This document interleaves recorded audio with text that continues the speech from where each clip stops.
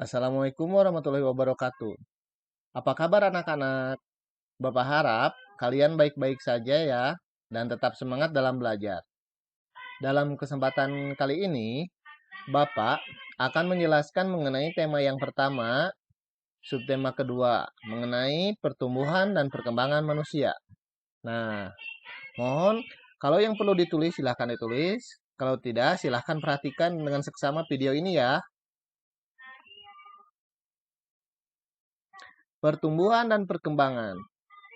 Udah, ada yang sudah tahu belum pertumbuhan dan perkembangan manusia? Pertumbuhan dan perkembangan manusia itu dipengaruhi beberapa faktor yaitu makanan, olahraga, istirahat, dan rekreasi. Apa itu pertumbuhan? Apa itu perkembangan? Pertumbuhan itu apa?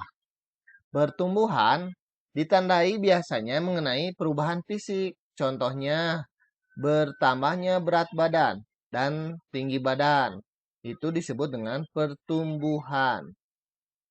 Kalau perkembangan, ada yang tahu? Perkembangan adalah yang ditandai dengan bertambahnya kemampuan. Contohnya, memegang dot, bisa merangkak, perubahan pola pikir, itu termasuk dalam perkembangan. Ya. Nah, ini salah satu contohnya gambar-gambarnya. Ini dari waktu kecil, kemudian dari waktu kecil, terus berubah menjadi anak balita, anak-anak, remaja, kemudian orang tua. Nah, ini adalah termasuk salah satu contohnya. Ini adalah pertumbuhan dan perkembangan. Ini ada dulunya kita bayi, cuman bisa tidur dan menangis, kemudian bisa maju, bisa merangkak, duduk, kemudian berdiri. Ini adalah termasuk juga contoh perkembangan. Nah, seperti itu. Pertumbuhan dan perkembangan ya.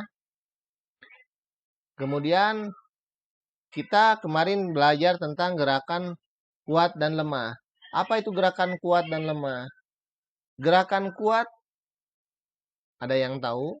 Gerakan kuat itu biasanya menghasilkan tenaga yang besar, menggunakan tenaga yang besar. Contohnya, ini mendorong meja.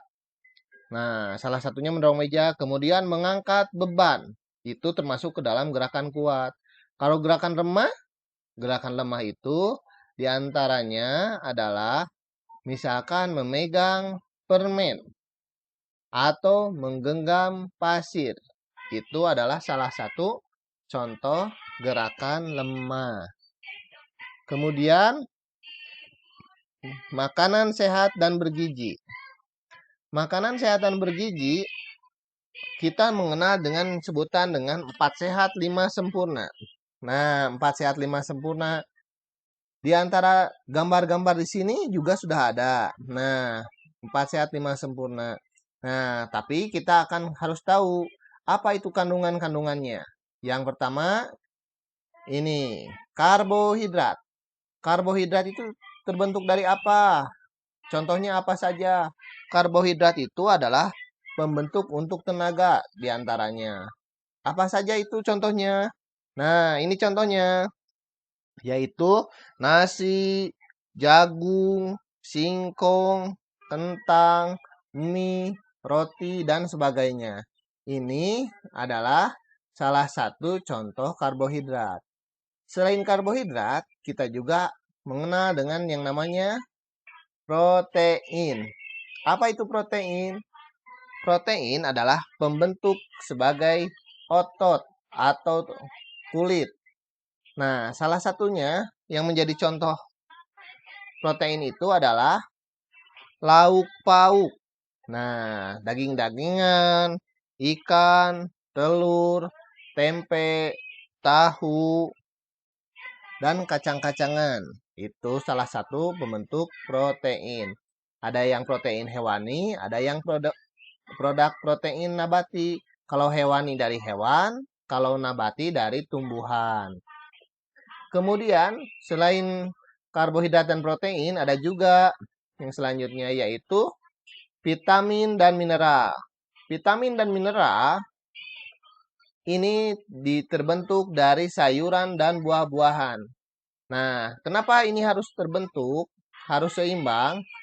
Karena vitamin dan mineral itu adalah menjaga metabolisme tubuh supaya peredaran darah lancar, kemudian kesehatan kita lebih bagus lagi. Selain itu, ada yang kelima, penyempurna. 5 sempurna yaitu adalah susu.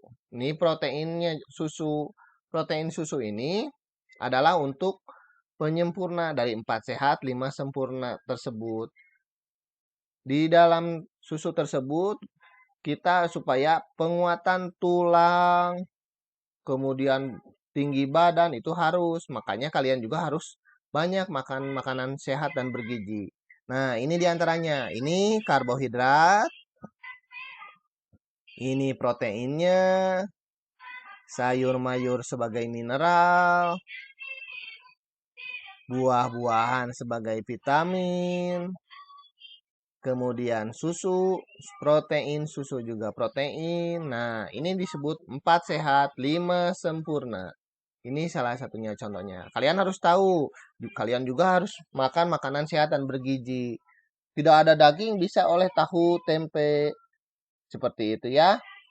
Mohon dipahami dalam keadaan hal seperti sekarang, juga kalian harus sering makan makanan bergizi. Untuk selanjutnya, kita akan mempelajari mengenai Pancasila. Nah, ada yang tahu ini sila keberapa? Sila kedua, yaitu yang berbunyi kemanusiaan yang adil dan beradab. Apa ini fungsi dari kemanusiaan yang adil dan beradab sila kedua ini? Nah, lambangnya adalah rantai.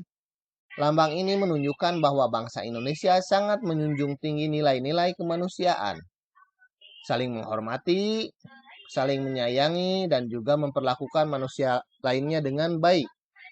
Nah, jadi kita harus saling menghargai. Walaupun kita berbeda daerah, ada dari suku Padang, Madura, Dayak, Sunda, Bali, Papua, dan yang lainnya, itu kita harus bersatu, saling menghormati dan saling menyayangi.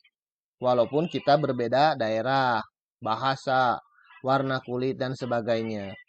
Kemudian selain hal dari suku bangsa, Indonesia juga terkenal karena perbedaannya, yaitu diantaranya agama yang disebut dengan toleransi. Nah, di sini kita bisa melihat semuanya agama bertoleransi, saling menghormati, saling menyayangi. Apabila orang lain sedang beribadah, kita tidak boleh mengganggu. Nah, ini adalah bukti pengamalan Pancasila sila kedua yang berbunyi kemanusiaan yang adil dan beradab. Nah, ini ya, saling menghargai dan menghormati perbedaan, ya. Untuk selanjutnya kita mempelajari tentang kalimat tanya.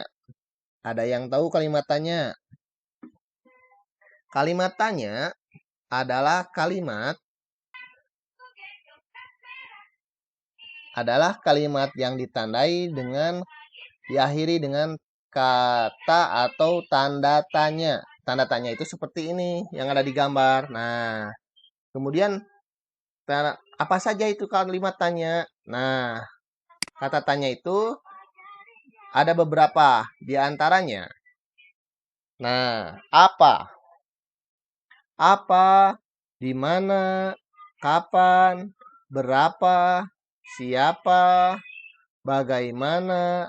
Dan mengapa? Ini salah satu atau beberapa dari kata tanya, bagian-bagian kata tanya. Coba perhatikan ya. Apa? Apa itu digunakan untuk apa? Apa digunakan untuk menanyakan suatu hal. Sesuatu hal. Misalkan contohnya, apa pekerjaan ayahmu? Apa? Nah, seperti itu. Kemudian kalau contoh di mana? Di mana untuk apa? menanyakan tempat. Di mana tempat tinggalmu? Di mana rumahmu? Nah, di mana tempatnya? Di mana kamu meletakkan buku itu? Nah, itu salah satu contohnya. Kemudian, kapan? Kapan? Kapan itu digunakan untuk apa? Kapan digunakan untuk menanyakan waktu. Menanyakan waktu. Kapan kamu pergi ke Bandung? Kapan kamu pergi ke Jakarta? Kapan kamu lahir? Nah, itu menanyakan waktu. Kemudian berapa? Berapa ini menunjukkan apa? Nah, bertanya mengenai angka atau jumlah. Misalkan, berapa kakakmu? Berapa orang kakakmu? Berapa kamu membawa uang? Seperti itu, ya. Berapa hewan peliharaanmu? Itu menanyakan jumlah atau angka. Kemudian, untuk selanjutnya, kata tanya selanjutnya itu siapa? Siapa ini digunakan untuk apa? Siapa digunakan untuk menanyakan seseorang. Misalkan, siapa orang tersebut? Siapa kakekmu? Siapa gurumu? Nah, seperti itu. Untuk menanyakan seseorang. Kemudian, kata tanya selanjutnya, bagaimana? Bagaimana digunakan untuk menanyakan atau bertanya mengenai suatu cara atau sesuatu hal. Misalkan, bagaimana cara membuat combro? Bagaimana cara membuat piscok? Nah, itu salah satu contoh dari kata tanya bagaimana. Kemudian selanjutnya, mengapa? Mengapa digunakan untuk bagaimana? Nah, mengapa itu digunakan untuk bertanya mengenai alasan penyebab suatu hal. Contohnya, mengapa kamu kemarin tidak sekolah? Mengapa kamu menangis? Nah, itu salah satu contoh dari kata tanya mengapa. Coba, kalau kalian belum mengerti, kalian bisa ulang video ini. Bagaimana cara penempatan dan cara penggunaannya. Nah, seperti itu ya. Kemudian, kalian harus pahami dari awal sampai yang akhir. Nanti video kalau tidak mengerti, silahkan bisa diputar ulang. Nah, alhamdulillah untuk tema yang kedua, alhamdulillah kita sudah selesai dulu. Kita sudahi dulu, nanti kita sambung lagi dengan pembelajaran yang selanjutnya. Jangan lupa tetap semangat, tetap jaga kesehatan, jangan lupa ibadah. Bapak cukupkan sekian. Wabillahi taufiq wal hidayah. Wassalamualaikum warahmatullahi wabarakatuh. Assalamualaikum.